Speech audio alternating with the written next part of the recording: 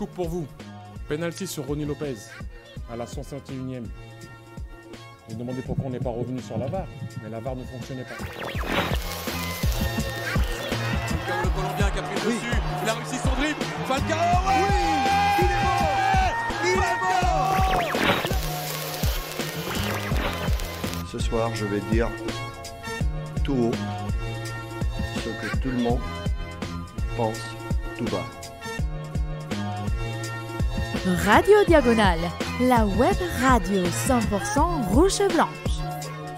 Salut tout le monde et bienvenue dans un nouveau débrief, un débrief consacré à la première journée de Ligue Europa. Monaco qui se déplaçait à Belgrade pour jouer face à l'Étoile Rouge. Victoire 1-0, une victoire un petit peu à l'arraché, un petit peu difficile quand même, même si Monaco n'a pas non plus été trop mise en danger. Mais victoire quand même, histoire de débuter de manière quand même idéale cette campagne européenne, et on va en parler évidemment avec Rome. Salut Rome. Salut tout le monde. Et je te laisse du coup commencer par tes 3 points. Les 3 points. Le premier point, c'est la bonne opération comptable. Voilà, il fallait bien commencer cette compétition. Un petit peu à l'instar de l'année dernière, voilà, une victoire à l'extérieur, 1-0. Pas extraordinaire, mais l'important c'était gagner. En plus, face à une équipe visiblement qui restait sur 14 matchs en Europe sans défaite à domicile. Donc, ça reste une perf intéressante. Le deuxième point, c'est merci la rentrée de Brelem Bolo, qui a quand même changé pas mal de choses, qui a apporté du poids à cette attaque et qui a obtenu un penalty, malheureusement qui n'a pas été sifflé, mais qui en a transformé un autre. Donc une belle entrée encore pour Mbolo. Et le troisième point, c'est pour la rencontre de ce week-end qui arrive. On va voir si la dynamique est vraiment lancée. Il y avait eu un couac après ce qu'on pensait être un début de dynamique après Paris. Là, on est sur 2 victoires de suite, par le plus petit des scores certes, mais on fait des clean sheets et ça c'est plutôt pas mal.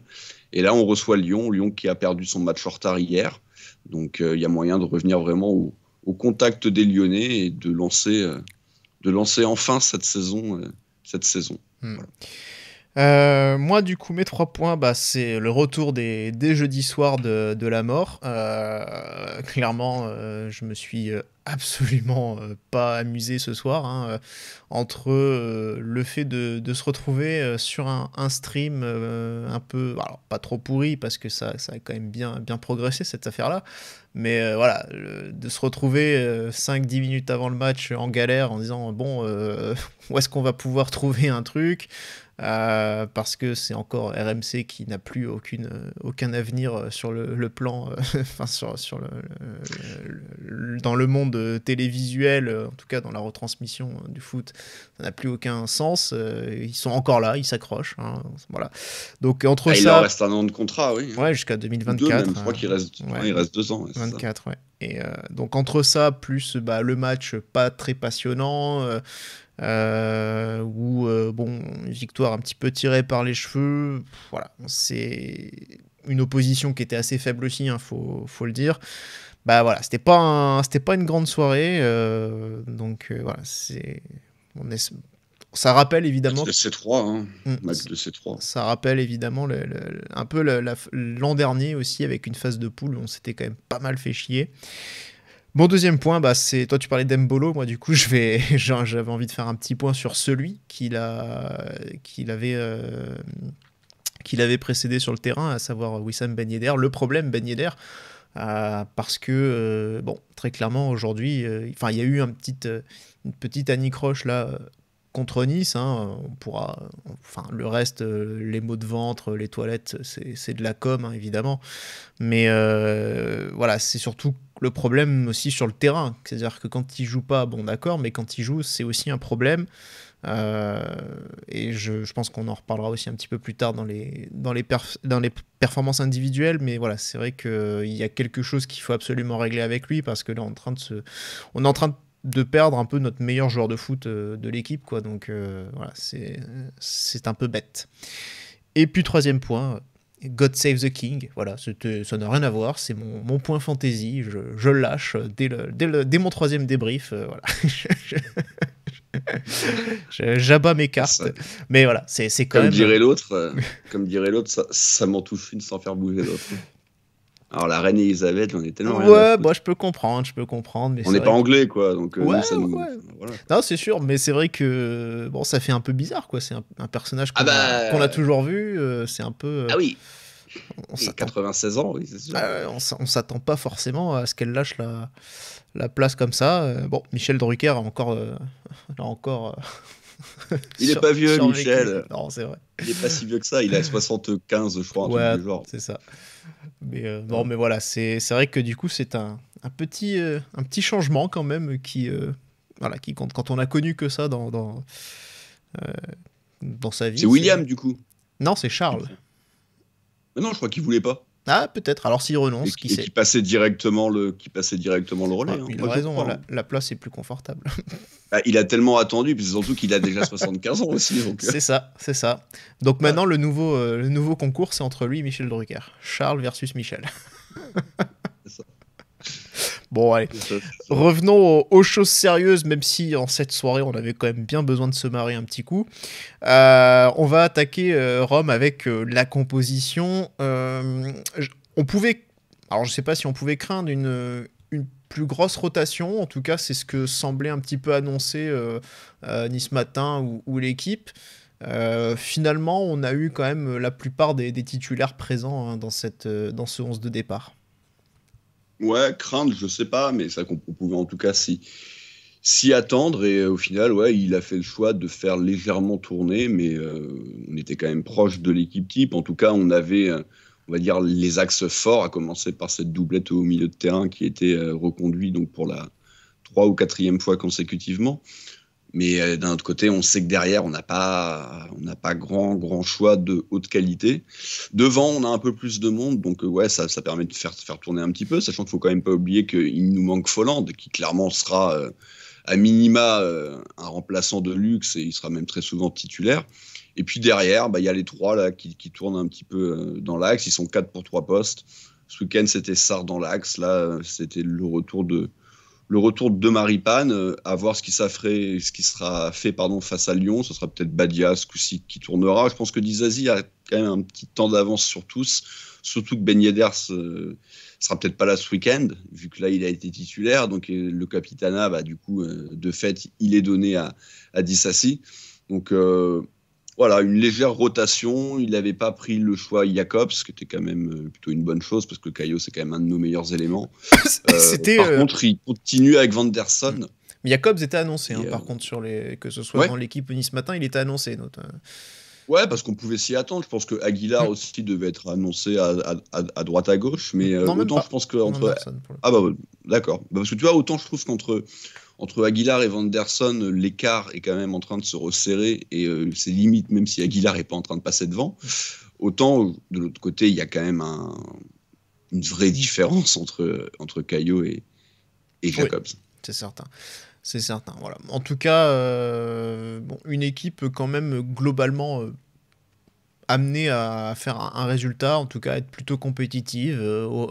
Adrien parlait même de belle équipe. Bon. Oui. Par rapport à ce qu'on a et puis encore une fois, par rapport au fait que Folland soit absent. En fait, t'es quasiment sur l'équipe type. Hein. Minamino, on va y revenir encore une fois. Il est ce qu'il est depuis le début de saison. Mais très honnêtement, on est sur l'équipe type. Moi, j'espère que Sarr va prendre la place de Maripane, mais voilà, il y a 2-3 noms qui pourront toujours faire débat, mais sinon, c'est la meilleure équipe sur le papier. Voilà.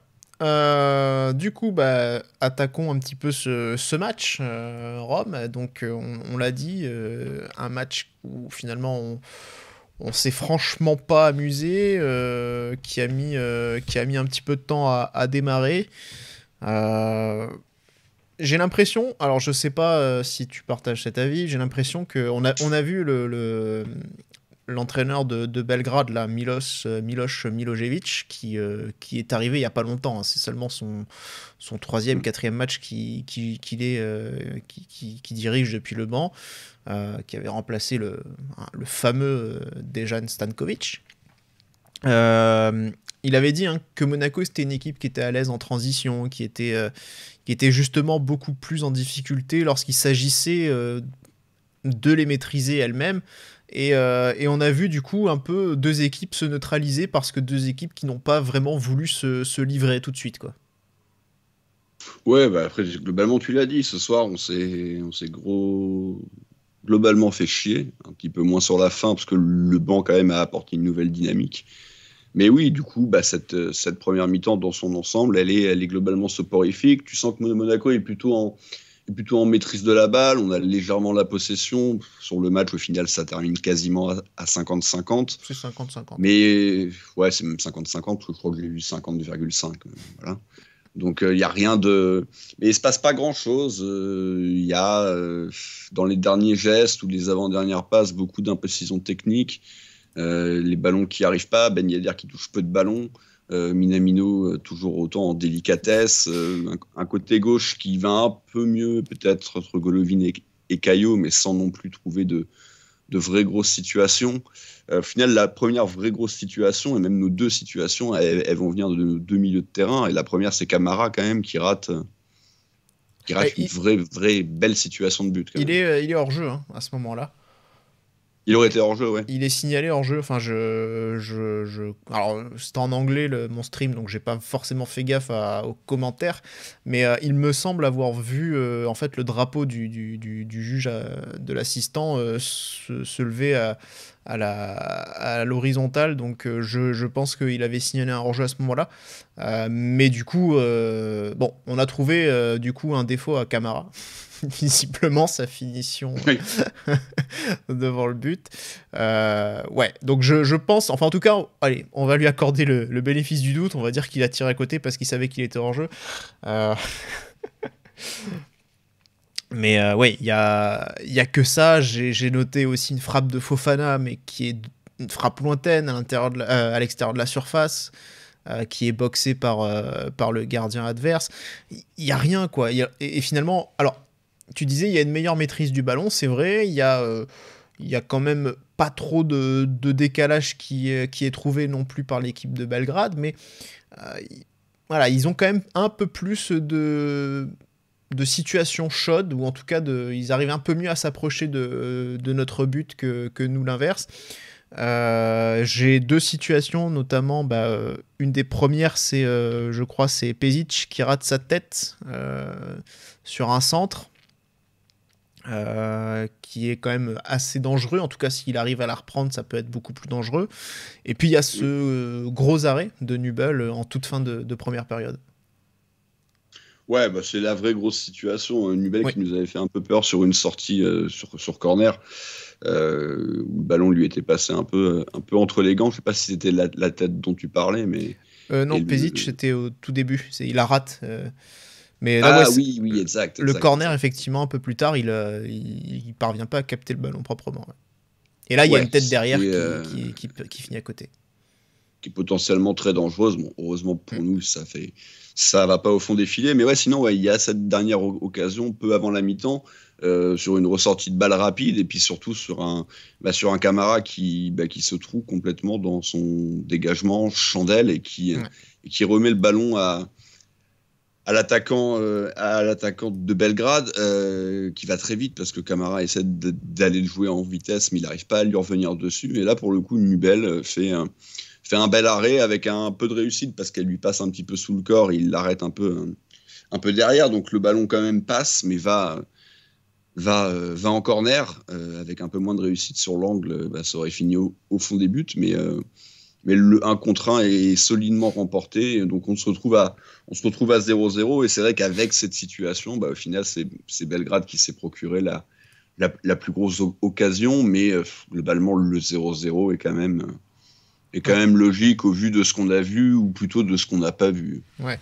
c'est finalement en seconde période, on va voir un peu plus d'action de la part de Belgrade. Ils vont avoir un moment fort autour de la 50e minute. Il y a un dégagement de Disasi sur un coup franc. Il y a Kanga qui trouve la barre. Alors, Nubel était dessus.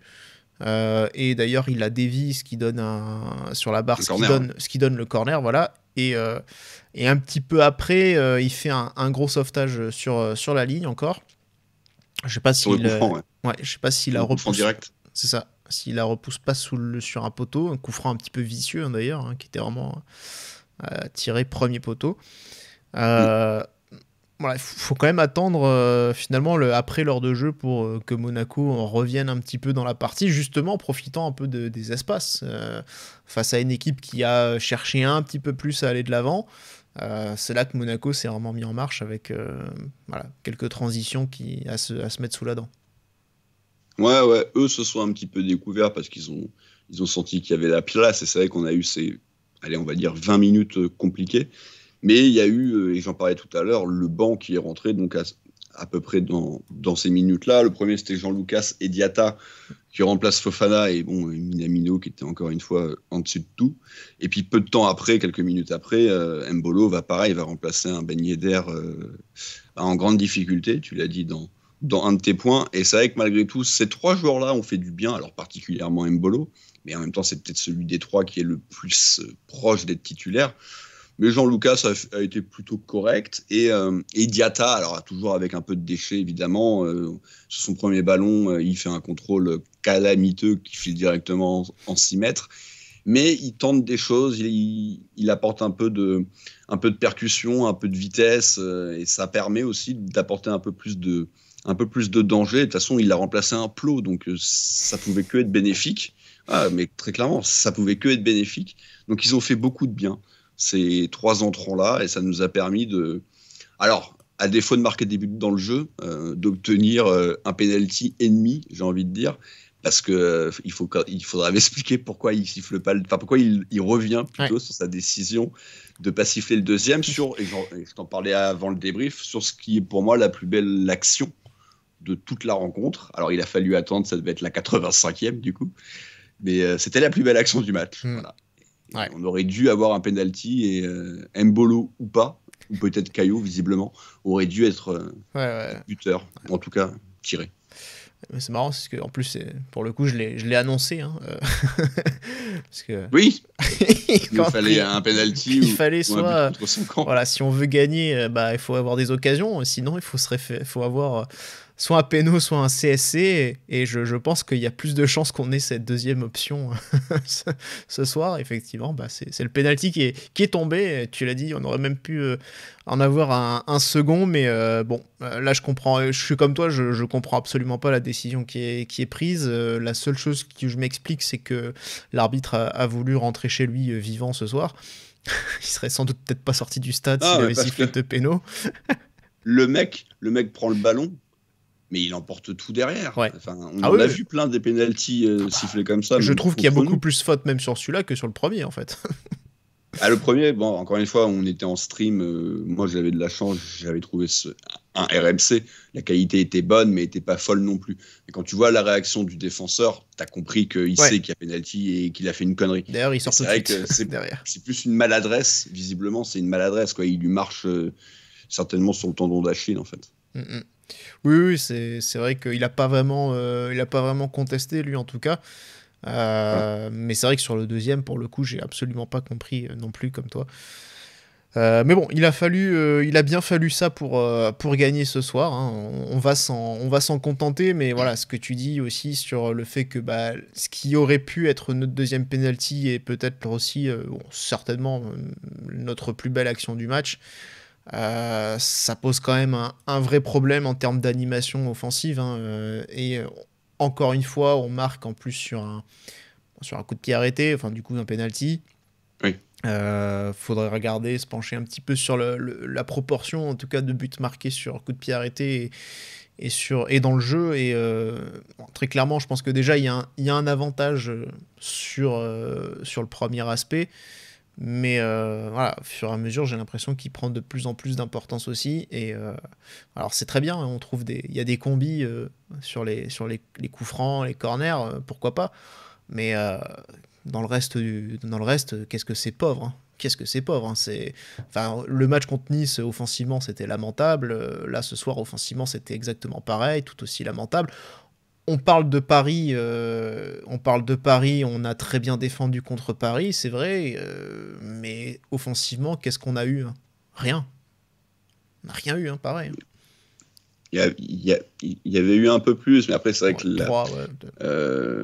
l'adversité n'était pas la même. Après, moi, je suis d'accord. Pour le coup, ça me dérange pas dans le sens où il va pas falloir que ça dure, bien entendu, mais on a peut-être enfin compris que de toute façon, à part de rares exceptions, les équipes qui fonctionnent, les équipes qui gagnent, c'est avant tout des équipes qui sont solides défensivement.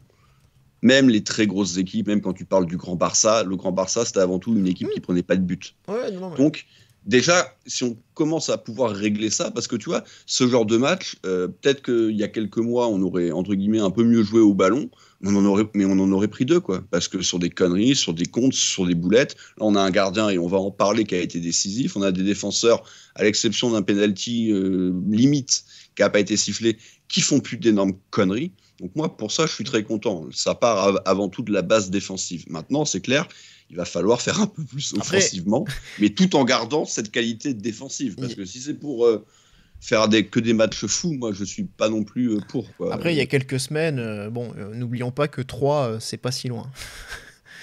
Non, mais quand je dis ça, c'est que justement, il a peut-être modifié quelque chose. Il persiste avec cette défense à 3, même si face à 3, ça s'est pas bien passé. On reviendra pas quand même sur les décisions arbitrales de ce match. Ils ont quand même été un énorme scandale entre le carton rouge, les 2 pénaltys, enfin bref. Mais force est de constater que ça fait 2 clean sheets de suite et que c'est pas arrivé souvent, je pense. Donc, ouais, non, mais c'est vrai que, et là, et ce que tu disais des grandes équipes qui encaissent peu de buts, ce qu'elles ont aussi pour elles, les grandes équipes, c'est de défendre en avançant, et ça, pour le coup, on le fait assez bien, avec un pressing très haut, avec des joueurs qui sont assez agressifs sur le porteur du ballon. C'est très rare que dans les duels, on passe finalement à côté. C'est arrivé contre Lens, qu'on était absent, qu'on n'était pas là.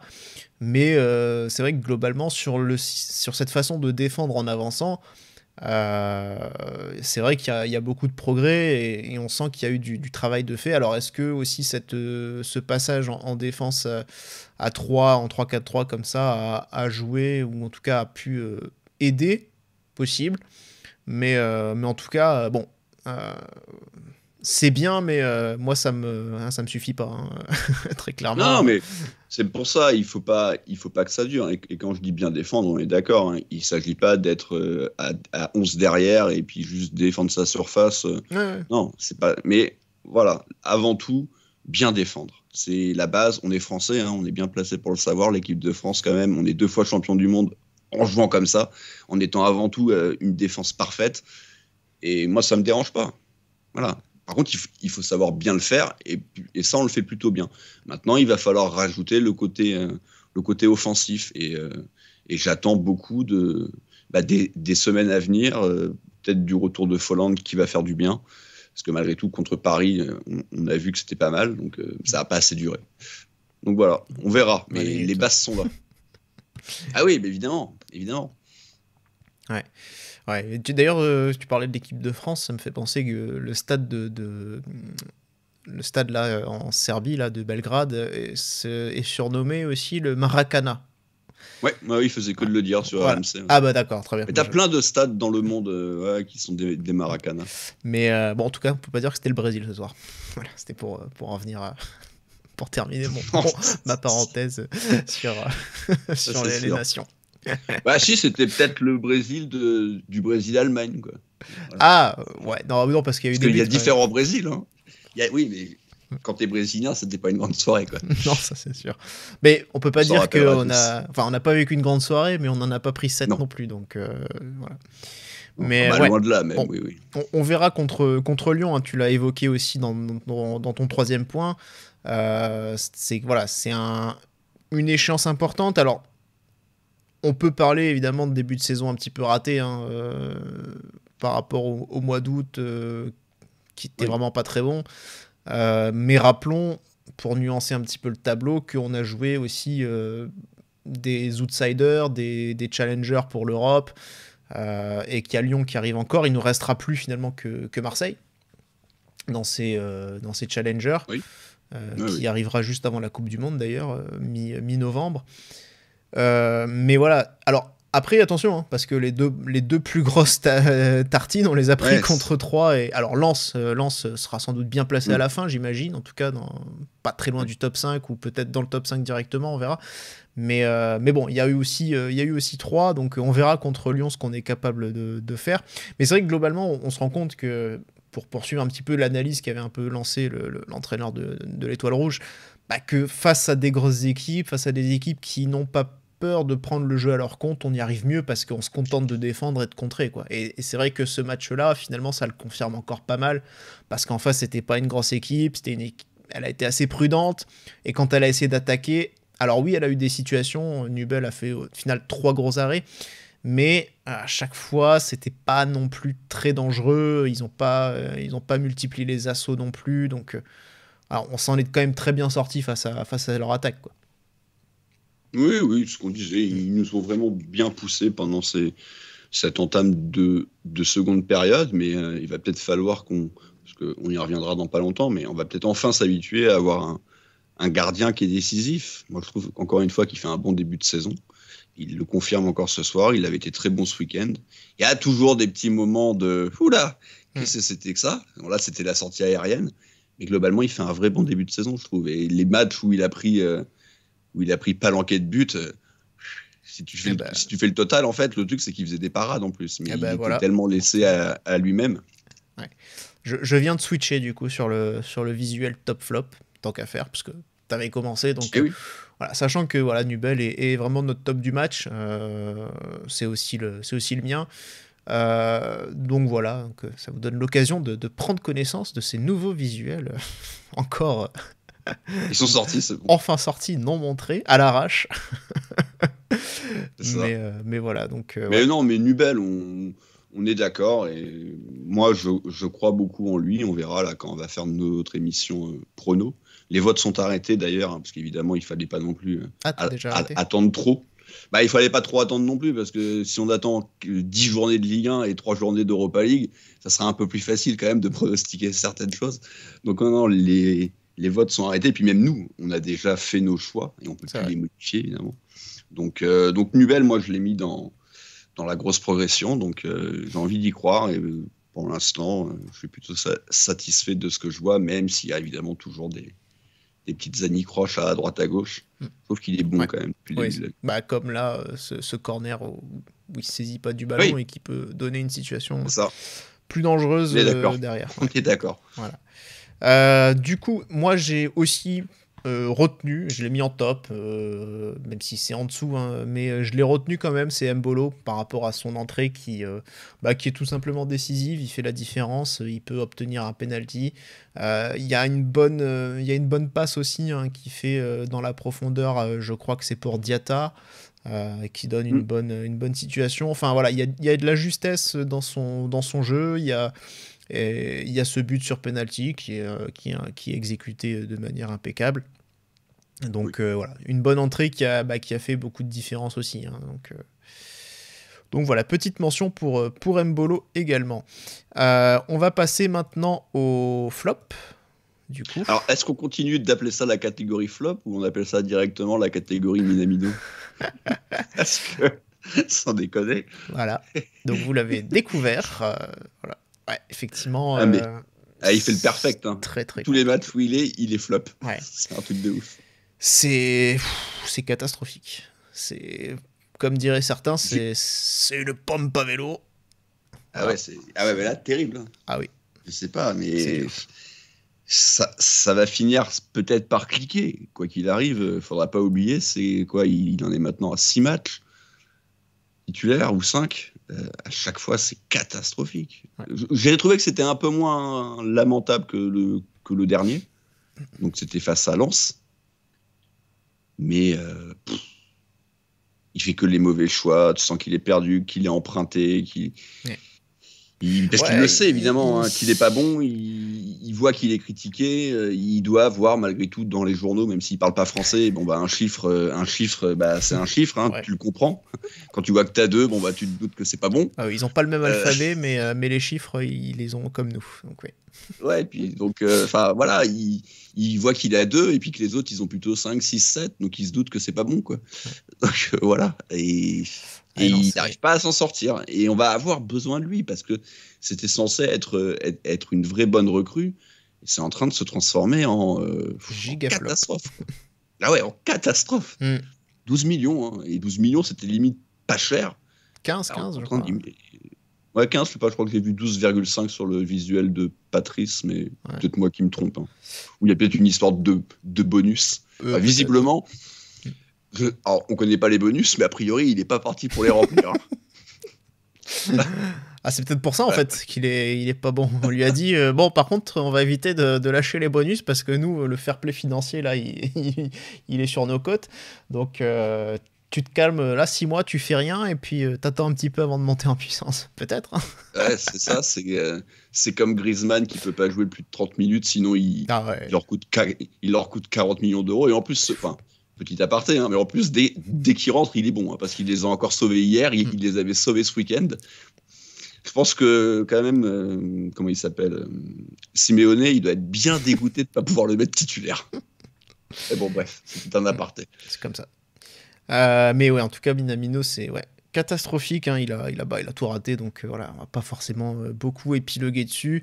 Ce qui me chagrine juste un petit peu, enfin, ce à quoi je pense, c'est que c'est surtout par rapport aux transitions. Je sais pas, dans sa conduite de balle, il a un côté un peu en rupture, un peu déhanché, tu vois, un truc un peu asymétrique, tu vois, dans sa conduite de balle. Ouais. Et surtout, en fait, je trouve qu'il remonte les ballons à 2 à l'heure, en fait. Et c'est pas l'idée que j'ai d'une transition, ou c'est pas l'idée que j'ai que Clément veut une transition.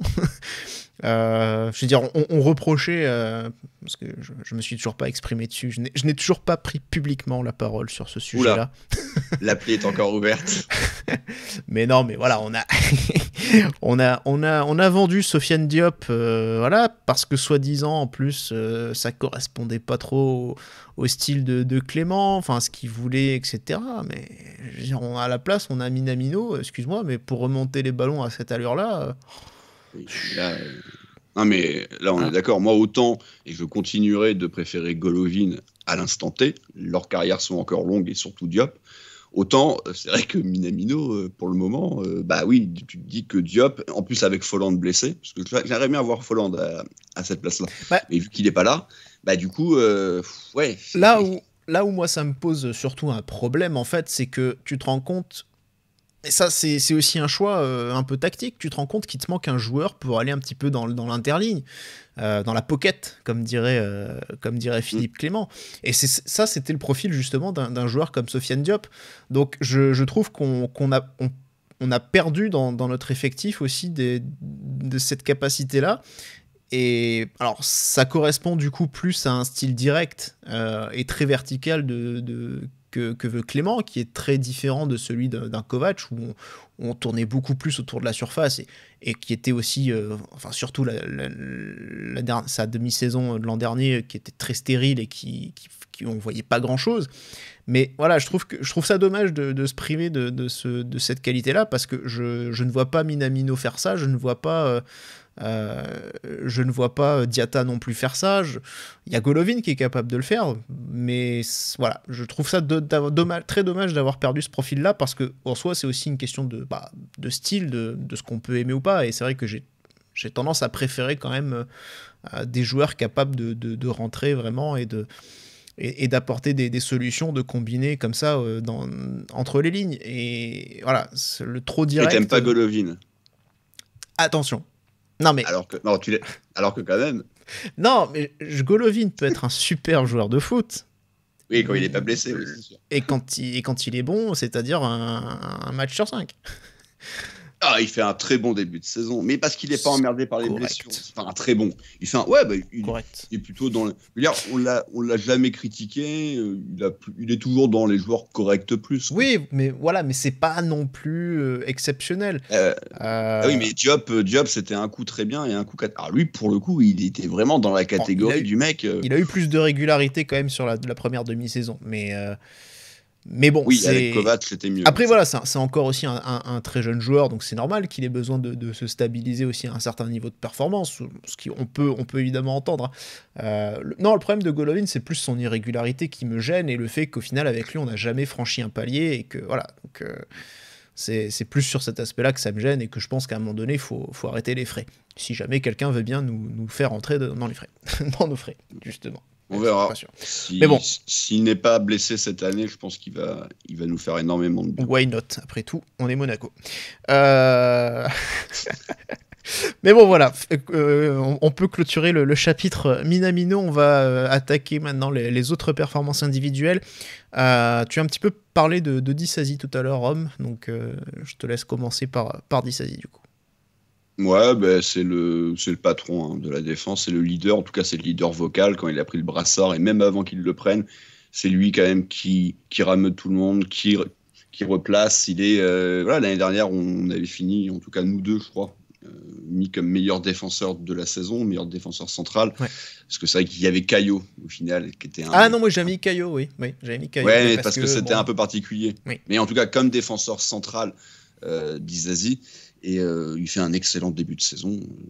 Mais alors, tu vois, je suis moins... je trouve que dans son match, il a été un peu plus à la limite, notamment sur cette toute première occasion là, de Pezic qui se loupe complètement au niveau de sa tête. Je crois que c'est lui qui est au marquage et qui est quand même un petit peu dépassé.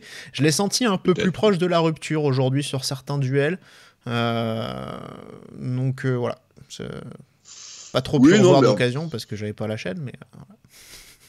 Ouais, non, mais après, c'est peut-être pas son meilleur match. Hein. Ça, c'est une évidence. Mais je trouve que le match est plutôt cohérent, globalement. Et en fait, c'est même le cas de nos trois. Moi, c'est ce que je disais tout à l'heure. J'espère que Sarr va s'installer à la place de Maripane. Parce que moi, je trouve que Maripane est quand même le moins bon des trois. Et celui, en plus, où il y a le moins de marge de progression. Sarr, on verra. Le premier match n'avait pas été bon. Là, ça a été bien ce week-end face à ses anciens coéquipiers. Même si ça commençait à remonter un peu. Donc, à voir. Et puis surtout... parce que du coup, voilà, j'embraye sur les autres, mais Maripane, il est quand même pas loin de la correctionnelle et du troisième penalty, quoi. Contre Paris, il fait une faute d'abruti, alors que c'est Aguilar, je crois, qui revient tranquillement derrière, et puis l'autre penalty, c'était face à 3, où là, certes, c'est un manque de maîtrise, c'est un manque, et puis certains pourront dire il était sévère, oui, certes, et quoi qu'il arrive, c'est un peu ce qu'a fait le joueur de Prague ce soir. C'est-à-dire que ceux qui ont crié au scandale du penalty de Maripane, j'espère que vous criez au scandale qu'on ait un penalty pour nous, parce que ça ressemble. Hein. Golovin ne peut pas jouer le ballon est de toute façon passé et il lui marche dessus. C'est pareil. Donc, alors par contre, vous allez pouvoir dire, ouais, mais comme il aurait dû y avoir penalty sur Mbolo, ça revient au même. Bref, mais voilà, il n'y a pas plus penalty, il n'y a pas moins penalty. Il y a penalty dans les deux cas. Ouais, mais c'est vrai que Maripane toujours à la limite. Après, il est peut-être un peu plus tranquille, j'ai envie de dire, en étant dans l'axe. Il a aussi un petit peu moins de zones à couvrir finalement, puisqu'il est moins obligé de faire certaines compensations par rapport aux pistons qui doivent monter. Donc voilà, peut-être un peu moins en difficulté. Mais après, bon, sur Maripane, c'est pareil. Hein, c'est un joueur, voilà, on connaît, ça fait 3-4 ans, là, c'est bon, on a vu, on n'en peut plus, quoi. Mais voilà, je dis, s'ils sont dans la rotation tous les 4, qu'on reste dans cette défense à 3, c'est quand même pas mal non plus d'avoir un Maripane comme 3-4e choix. On a vu pire, tu vois, c'est pas extraordinaire. Moi, quoi qu'il arrive, j'aurais aimé voir un vrai défenseur, un autre défenseur central arriver pour remplacer Maripane. On pouvait prendre Sarr, mais tu vois, quand ça parlait de Bailly, par exemple, pas forcément lui en tant que tel, mais ce genre de profil, j'aurais bien aimé. Bon, ça n'a pas été fait. On verra. Vanderson également, du coup, j'ai pas trouvé extraordinaire son match. Bon, après, il est vraiment dans sa lignée, mais c'est surtout, voilà, offensivement, il n'y a pas beaucoup d'apports. Moi, c'est mon fil rouge, hein, Vanderson. Alors, c'est pas le pire, parce qu'il y a eu des fois où c'était vraiment pas bon, mais c'est plus le Vanderson qu'on avait vu ces 10-15 premiers matchs, qui jouait plus haut. Alors certes, je pense que latéral, c'est vraiment pas fait pour lui. Là, c'est un entre-deux piston, donc c'est censé quand même bien lui correspondre. Et bah, force est de constater que c'est pas trop le cas. Après, il était plutôt sur le côté avec Minamino, donc compliqué, malgré tout, faut le reconnaître. Avec Diatta sur la fin, bah, il s'est passé quelques petits trucs quand même de ce côté-là. Le but vient de là, le deuxième penalty, ça part aussi de ce côté-là. Donc... c'est pas son pire match, c'est un petit peu mieux, mais c'est pas suffisant pour dire qu'il a fait un bon match. Il nous a fait une ou deux transversales. Oui, bien chié, ouais. Dans les tribunes. Ouais. Donc, voilà, on n'arrive pas à retrouver le Vanderson qu'on avait vu au début, et c'est en train de s'éterniser quand même, cette histoire. Alors, par contre, j'ai trouvé le match de Caio encore moins bien. Beaucoup plus anonyme. Je l'ai franchement, Caillou, je l'ai pas trop vu aujourd'hui. Je le trouvais assez. Il est capable de faire ce genre de prestation où il est rarement vraiment catastrophique. On note pas, mais c'est vrai que cette année, là, il faudrait que je note à chaque fois qui on met top, qui on met flop, pour avoir, au bout du bout, quand même un truc. Parce qu'après, on a des impressions mais moi, en tout cas, l'impression que j'ai, c'est qu'on l'a rarement mis flop l'année dernière. Mais par contre, c'est vrai qu'il est capable de faire des matchs où il passe un petit peu sous les radars, où tu le vois pas trop, où il se centre moins, et c'est quand même une de ses qualités premières. Il y a eu quand même quelques bons moments avec Golovin, où dans la justesse technique, ils se sont bien trouvés dans des petits espaces, mais c'était trop peu. Et puis surtout, la finalité, donc, à savoir le dernier geste, était souvent imprécis. Donc, c'est clairement pas un bon match de Caio ce soir. Mais je le mettrai au niveau de Vanderson. J'en attends plus, mais... Oui, non, c'est vrai qu'on en attend plus. On le voit souvent plus, quand même. Ouais. On avait ensuite le milieu de terrain, Fofana avec Camara. Fofana, du coup, qui est sorti assez tôt dans le match. C'est bien. Ouais, il est sorti exactement à la 57e, remplacé par Jean-Lucas. Donc Fofana, bien. J'aime bien globalement quand il prend un petit peu des risques offensivement, quand il y va. Il se projette pas mal. Il a plus peur de le faire, en tout cas. Donc, il prend sa chance. Ouais. Il sera jamais un serial buteur. Hein, mais... Non, mais globalement, on remarque avec Philippe Clément, tous tentent leur chance de loin. Ça, j'aime bien. J'aime bien les équipes qui frappent de loin. J'aime bien, oui et non, parce qu'une frappe de loin, ça fait quand même pas souvent mouche. Oui.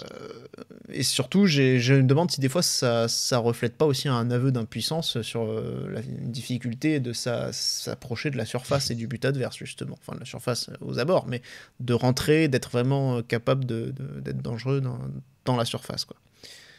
Peut-être un peu de ça aussi. C'est l'école allemande. L'école allemande, ils frappent beaucoup de loin, et c'est pas toujours parce qu'ils y arrivent pas, parce que c'est quand même une vraie solution. Et puis après, le truc, c'est que si t'es mauvais, si toutes tes frappes elles sont catastrophiques, ça va pas changer grand chose. Mais si tu commences à être connu des autres équipes pour être une équipe quand même très dangereuse de loin, et ben ça va faire un peu plus sortir la défense, et c'est là où ça peut aussi créer des petits espaces derrière, et où des mecs comme Golovin peuvent trouver des petites passes pour alimenter un Ben Yedder qui, par exemple, ce soir n'a pas du tout été alimenté. Ouais. Cool. Du coup, tu penses que Ben Yedder va pouvoir marquer des buts à partir de quand ? 25e journée ? Je l'ai quand même mis meilleur buteur. On l'a tous mis, hein, je crois. Et même parce que ça reste Ben Yedder, mais c'est vrai que on l'a pas mis avec un total très élevé. Moi, je l'ai mis avec 19. Je vais pas trop en dire, mais... Bon. Oui, tu peux spoiler un petit peu, c'est pas très... Je l'ai mis en dessous. Mais non, moi... moi je l'ai mis largement au-dessus. Ah, bon. Parce que j'ai pas vu, t'étais le dernier à...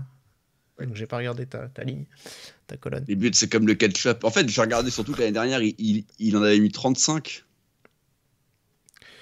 35 32, non, je crois. 32, 32, plus de 30. Ouais. Je me suis dit, moins quand même, certes, mais plus que 20. Après, dis-toi que l'Europa League, on s'arrête assez tôt hein, cette année aussi. Ah, peut-être pas. Moi, j'ai mis qu'on allait loin en Europa League. Ah, bref, on verra. Voilà, bon. On verra bien. En tout cas, bon, Fofana, un bon match de sa part. Un petit peu moins bon hein, pour son acolyte au milieu de terrain, Camara, qui a fait en plus une belle boulette. Enfin, en tout cas, qui aurait pu... une chandelle complètement ratée qui a donné une bonne balle à Boukari. Oui, ça aurait pu coûter très très cher. Après sur sa prestation globale, on a trouvé une autre doublette. Ça, déjà, c'est quand même une bonne chose. On n'aura pas attendu 150 000 ans pour remplacer Tchouaméni, comme ça avait été le cas pour remplacer Fabinho. Ça, c'est quand même une vraie bonne chose. Donc oui, c'est pas son meilleur match. Il a été peut-être un petit peu moins agressif aussi. D'ailleurs, il n'a pas pris de jaune, hein, pour une fois. J'ai presque envie de dire pour une fois. Donc, parce que nos jaunes, je crois que c'est Badiachil, Minamino et Golovin. Tout à fait. Donc ouais, c'est pas une grande prestation de sa part, mais ça fait le taf. Voilà. C'est pas mauvais, quoi. Ouais. D'ailleurs, je sais pas vraiment si on le verra souvent mauvais, ce joueur. Je pense qu'il a un niveau plancher quand même. Et puis il a pas le profil, c'est parce que t'as des mecs qui ont des qualités genre techniques ou passer au travers. Du coup, d'un match à l'autre, ça peut être un peu plus compliqué. Tu peux un peu passer au travers, comme un basketteur, comme un bon shooter de temps en temps. Bon, bah, il n'y a pas d'adresse, ça arrive, quoi, même au meilleur. Mais quand tu es plutôt sur ce genre de profil, tu as un niveau plancher, je pense, qui te permet d'être tout le temps correct plus. Ouais. Mais bon, en tout cas, moi, j'ai trouvé quand même plutôt moyen ce soir, pour le coup. Donc, ouais, mais parce qu'on l'a vu tellement meilleur que... Après, il a beaucoup enchaîné, et c'est vrai que Clément disait qu'il fallait peut-être être prudent sur l'avenir pour lui, pour pas faire n'importe quoi dans sa gestion. Comme on rappelle, hein, il n'a pas eu de préparation. Forcément, il repartait un peu de zéro en arrivant. Donc, jusqu'à présent, il a énormément enchaîné. J'ai du mal à imaginer que ce soit pas le cas à nouveau contre Lyon. Sauf si la bonne rentrée de Jean Lucas a pu le convaincre de l'aligner face à son ancien club, justement. Voilà. On verra bien. On verra. De toute façon, il va falloir que ça tourne. Mais c'est vrai qu'est-ce que c'est le moment Lyon. Moi, je pense qu'il faudra plus le faire le match d'après d'Europe. Ouais. Pourquoi pas. Contre Ferencváros, qui a gagné ce soir. Qui a gagné 3-2. Ouais. Et 3-2. Ah, ils se sont fait peur alors. Ouais. Et ils ont eu un carton rouge, je crois aussi. Enfin, je crois que c'est eux qui ont eu un rouge. Et Umut Bozok a marqué pour Trabzonspor, lui qui vient d'arriver. J'ai les notes et en effet, Camara a eu 4. Donc c'est une des moins bonnes notes, avec Caio aussi 4. Ah, ouais. Et Minamino a eu 3, bien entendu. Il y a un progrès, c'est mieux que la dernière fois. Non mais c'est terrible, parce que lui, il n'y a aucune passe qui arrive à destination, quoi. C'est pas possible, merde. Et après de Ben Yedder, Golovin, Fofana, Vanderson 5, et les 4 de derrière 6. Et Nubel avec le gardien, quoi. Ah, 6, quand je disais les 4 de derrière, c'était les 3 plus Nubel. Oui. Ouais, c'est les 4 meilleures notes, c'est les 4-6. Ouais. Bah, parlons de Golovin, du coup, maintenant, parce qu'il nous reste Golovin et Ben Yedder à aborder.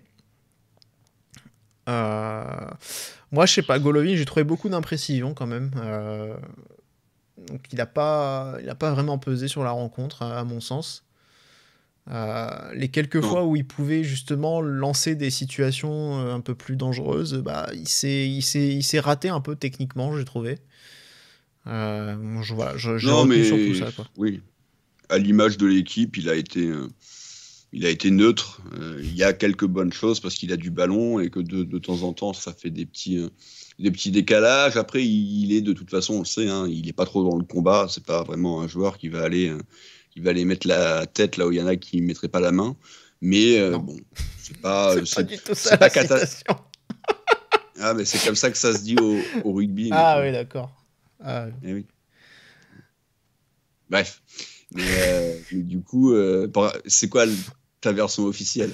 Bah, c'est là, il irait pas mettre le pied là où d'autres mettraient la tête, quoi. Enfin non, c'est pas non plus. Oui. Enfin, normalement, il a pas. Ah non, En général, on dit de justement. quelqu'un qu'il a pas peur de mettre la tête Oui. là où d'autres. Bah, c'est ce que j'ai dit. Non, t'as Oui, dit la enfin main. bref, C'est la main. je l'ai dit dans l'autre sens. Oui, Ouais. mais parce que moi j'ai parlé de la main parce que c'était par rapport au rugby, mais oui, ok. Ouais. Bref. Non, mais de toute façon, il me fait Bref, chier bref. cette phrase. Voilà, c'est ça.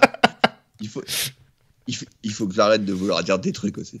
Donc ouais, non, c'est pas une bonne prestation de sa part, mais ouais, 5, je suis assez d'accord avec leur note. C'est neutre. Après, encore une fois, on parle quand même d'un match soporifique où on s'est fait chier sur un terrain à la con.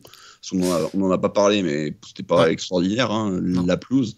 L'important, c'était revenir avec une victoire. C'était loin d'être gagné, et c'est fait, quoi. Et on parlait même surtout de l'ambiance qui allait être suffocante. Enfin, on nous en promettait monts et merveilles de cette ambiance. Au final, bon, c'était une ambiance chantante, mais on n'a pas senti un truc oppressant, quoi, à travers le son qu'on avait. Enfin, ça avait l'air d'aller, quoi. Il y avait du monde. Apparemment, c'était pas tout à fait plein.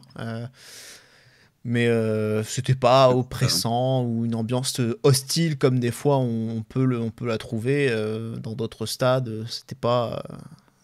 Voilà. Je sais pas combien fait le stade, mais il y avait 40 226 spectateurs. C'est Donc, pas 45, un truc apparemment, de ce qu'a dit, de ce qu'ont dit les commentateurs RMC, il y avait 13 monégasques qui avaient fait le déplacement de 14 heures, je crois, en bus. Voilà. D'accord. Bravo les mecs, hein, motivés quand même. Taper 14 heures de bus. Alors après, si tu restes sur place et que tu visites un peu, je pense que Belgrade, je connais pas Ça du peut être tout, sympa, oui. Ça peut être sympa. Par contre, très clairement, si tu fais l'aller-retour juste pour aller voir un Étoile Rouge Monaco, alors là, bravo. Ouais. Puis surtout, si tu le fais en avion qui est irresponsable aujourd'hui, hein. J'espère que les 13 l'ont fait en char à voile. Hein. À 14 heures, visiblement, c'est qu'ils l'ont fait en bus, hein. Pas en avion. Ou alors, ils ont eu des escales particulières. Bravo donc assez courageux. Il fait 53 000 places, apparemment, le stade de Belgrade. Donc, ouais, pas vraiment plein. Hein. Ouais, enfin, 40 000, ça reste énorme. Ah oui, ça, je donc, suis d'accord. C'est pas plein. Mais voilà. C'est un premier match de poule contre Monaco, qui est une équipe européenne connue, mais je veux dire, ils ont pas reçu le Barça, quoi, tu vois. Non, c'est sûr. Donc, bon. Non, c'est clair. Voilà. Puis surtout, on verra nos chiffres à nous. Oula, déjà 40 000, on peut pas les mettre. Non, déjà, mal, mais on verra si on remplit à 80, à 75% de notre possibilité, parce que Ferencváros, Trabzonspor et Étoile Rouge Belgrade, il n'y aura personne. Hein. Oui, en plus 18h45. En plus, le dernier match contre l'Étoile Rouge, il y aura la Roca Team en même temps. Enfin, ça risque de bouger, mais sait-on jamais. Là, par contre, ça sera plus chaud, parce que les supporters du basket, ils vont se fader tout. Oui, là, par exemple, le basket, temps, là, le dernier match contre l'Olympiakos, là, en phase finale là, en play-off. Là, par contre, tu vois, l'ambiance était... Oui, mais je veux dire, t'as des stades où t'as une ambiance plus électrique, plus hostile. Là, ça semblait beaucoup plus cool, quoi. Voilà, c'était pas... on s'attendait à une fournaise, mais c'était pas trop le cas. Et puis, c'était un match de la muerte. C'était un partout, c'était pour aller au Final Four. Regarde, il y avait quand même plein d'éléments qui font que c'était pas du tout le même contexte. Mais oui. Donc voilà, puis pour finir, Ben Yedder. Oui, parce qu'il nous reste Ben Yedder. T'en as parlé dans tes points. Ils lui ont quand même mis 5. Je trouve que c'est plutôt généreux, mais je pense qu'ils ont un petit peu de la peine pour lui, parce que c'est vrai que... je suis d'accord aussi. À un moment donné, là où le problème, la différence se fait, c'est plus quand on voit l'entrée d'Embolo qui est tout de suite impactant. Mais c'est vrai que voilà, on a l'impression surtout que dans le système actuel, il n'est pas du tout mis en valeur. Alors cette fois, il s'est pas excentré sur le côté gauche, c'est déjà pas mal. Oui, là, il était en pointe quand même. On a gagné ça au moins par rapport au dernier match, mais je dirais il a pas frappé une seule fois au but, si je dis pas de bêtises. En tout cas, j'ai pas mémoire qu'il ait ne serait-ce qu'une position de frappe. Ouais. Même d'une frappe tout court. Même si c'est pas même si c'est pas au but. Position, c'est être... potentiellement pouvoir avoir un ballon intéressant dans la surface. Il aurait pu, quand Vanderson le sert mal, et d'ailleurs je crois qu'il y aurait eu hors-jeu. Il y a cette passe-là de Vanderson aussi, effectivement. Je crois qu'il y avait hors-jeu. Mais bon, oui, non, il a absolument rien à se mettre. Donc tu peux pas dire qu'il a pas été efficace. Hein, mais... Et si on regarde bien, sa dernière tentative devant le but, c'est contre Paris. Hein. Celle où Donnarumma s'aventure loin de sa surface. C'est la dernière frappe tentée de Ben Yedder depuis. Hein. Donc c'est quand même. Il n'a pas joué contre Nice, c'est contre 3. Il a fait les 90 minutes, je crois. Non, il a pas fait les 4. Non, il en a fait 50 minutes, 53 minutes. 53 minutes contre 3 et il n'en a pas touché une non plus. Enfin, il n'a pas du tout frappé au but. Donc voilà, très clairement, entre Paris, entre 3 et là, c'est très très difficile en ce moment pour lui. Mais encore une fois, il faut clairement que Philippe Clément trouve des solutions pour lui parce que là, ça va se débloquer. Il est en difficulté.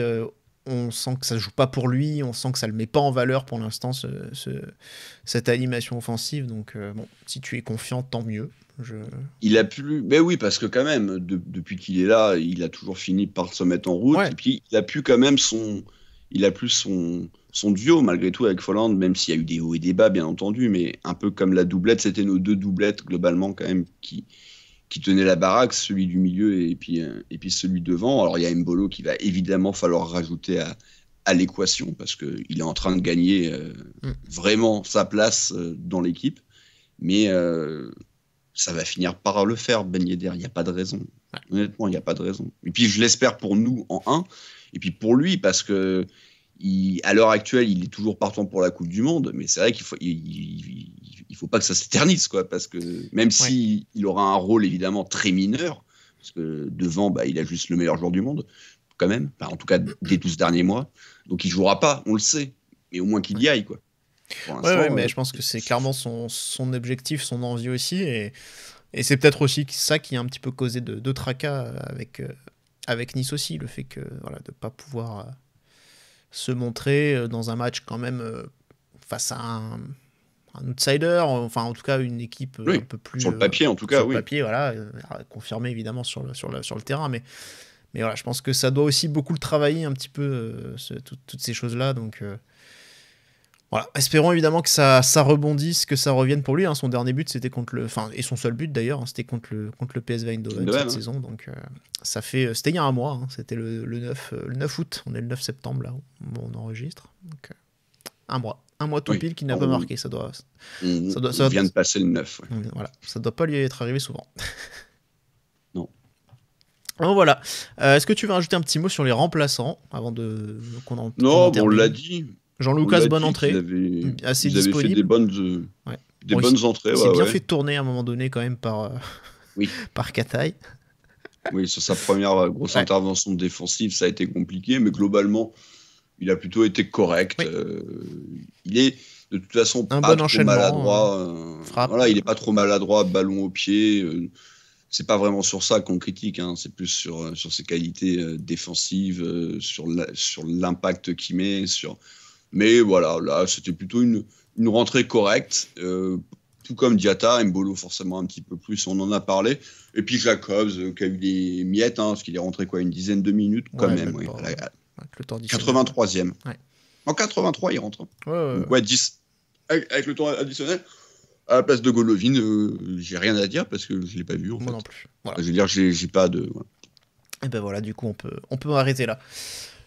Donc écoute, on va surtout retenir la victoire parce que c'est ce qui compte, ça fait du bien au moral, et puis ce qu'on a vu sur le terrain de toute façon c'était pas tout à fait de nature à nous satisfaire, à s'enjailler.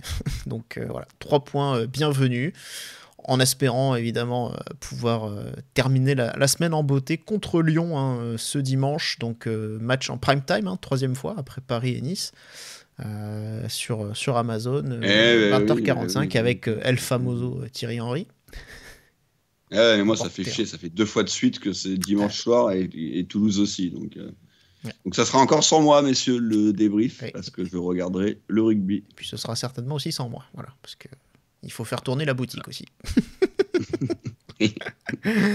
Bon, en tout cas, voilà, c'est ce qu'on pouvait dire du coup sur cette rencontre face à l'Étoile Rouge de Belgrade. Prochain rendez-vous du coup dimanche pour le débrief de Lyon. Et puis dans la semaine suivante, il va falloir essayer de se caler un petit peu ce Club Mounegou prono de saison. Hein, donc voilà. Bien sûr, on aurait aimé le faire hier, mais il n'y avait pas de dispo. Donc, un peu chaud, ouais. C'est pour ça qu'on a arrêté les votes quand même, pour pas être... prendre de décisions. Mais... Par exemple, ce soir, si on avait perdu, peut-être que ceux qui pensaient qu'on serait 1, ils seraient dit, du coup, là, peut-être 2. Donc, voilà. Mais vous êtes quand même nombreux à avoir voté, donc c'est cool. Voilà.